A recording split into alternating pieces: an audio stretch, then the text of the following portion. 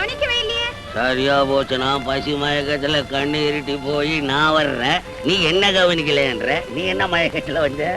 நான் அவரை நினைச்சிட்டு வந்துட்டு இருந்தேன். நான் உன்னை மறந்துட்டேன். எவர இந்த பட்டாளத்து மச்சானியா? ஐயோ இல்ல இல்ல இல்ல, அவர்தான்ப்பா. எவரு? ஆண்டவர். ஆண்டவரையே நினைச்சியா? அப்பா இன்னும் கல்யாணம் பண்ணாம நாளை தள்ளி போட்டுக்கிட்டு போறாரு அப்படின்னு அவரை நினைச்சியாக்கும். நான் பண்ணிடுவேன் கல்யாணம். ஆனா ஐயர் சாமி சொன்னாரு, உனக்கு கல்யாணம் பண்றதுக்கு முன்னால வந்துச்சுன்னா ஒரு கண்டம் சின்ன கண்டமா போயிடுமா, கல்யாணம் ஆகி அந்த கண்டம் வந்துச்சுன்னா உயிர்க்கே ஆபத்து வந்துடுமா.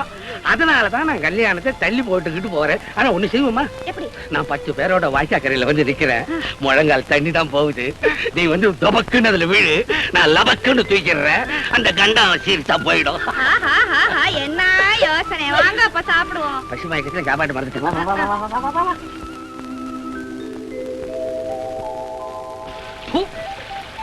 என்னப்பா? என்ன குழம்பு இது? புளி குழம்பு. ஒரு மரத்து புளிப்பையும் சேர்த்து கரைஞ்சிட்டியா? அதான் ஒரே புளிப்பா இருக்கு.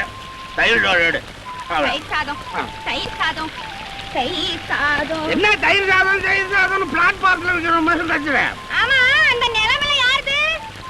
அதுவா? காரை வரும். அதுக்கு அடுத்தது என் விரோதி அவ வாங்கிட்டான். இப்ப தென்னை மரமெல்லாம் வச்சிருக்கேன்னா இதுதான் நம்ம நிலம். சரி சரி, குடிங்க. நம்ம தயிர் சோறு கேட்டா குடின்றியா? குடிங்கப்பா. கரைச்சியா கொண்டாந்துட்டியா?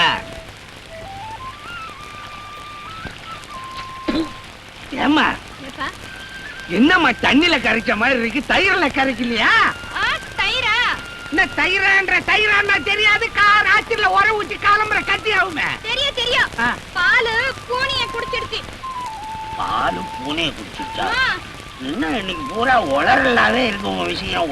சரி சரி, ஐயர் சாமி கிட்ட போய் தட்டு புட்டுன்னு ஒரு நாளை பார்த்து கல்யாணம் வச்சிட வேண்டியதுதான்.